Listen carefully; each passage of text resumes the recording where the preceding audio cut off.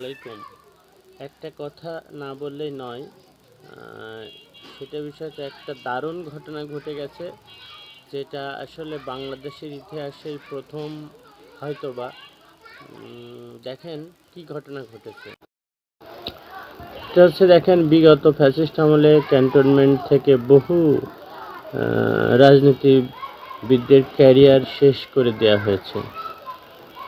শেখ হাসিনাকে টিকিয়ে রাখার জন্য বা টিকিয়ে রাখতে অন্যান্য যে এজেন্সিগুলো আছে তাদের অবদানও অসামান্য, সেটা বলা যেতেই পারে। ভয়ভীতি আর প্রলোভন দিয়ে বড় বড় আন্দোলন দমন করা হয়েছে।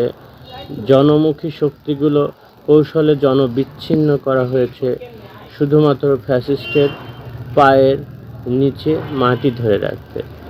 কিন্তু আমরা কোনোদিন জনগণের নেতা হয়ে ওঠার মতো সম্ভাবনাময় নেতাদেরকে নিজেদের ক্যারিয়ার গলা টিপে হত্যা করার গল্পগুলো সাহস করে কোনোদিন এতটা স্পষ্ট করে বলতে শুনি নাই মৃত্যু হলেও মানুষ জানুক কেন মারা গিয়েছে। আজ হাসনাত আবদুল্লাহ জীবনের ঝুঁকি নিয়ে ইতিহাস গড়লেন। সাহসী এই মানুষটার সহযোদ্ধা হতে পারাটা আমাদের জন্য গর্বের। হাসনাত আবদুল্লাহ আমাদের সবারই গর্ব। সর্বপ্রকার আশঙ্কা থেকে হাসনাত আবদুল্লাহ নিরাপদে থাকুক, দেশের জন্য কাজ করুক, এটাই আমার কামনা।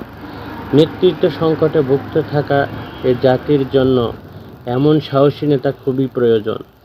আল্লাহ তাআলা আবদুল্লাহকে সবসময় নিরাপত্তার চাদরে আবৃত রাখুক, এটাই আমার কামনা।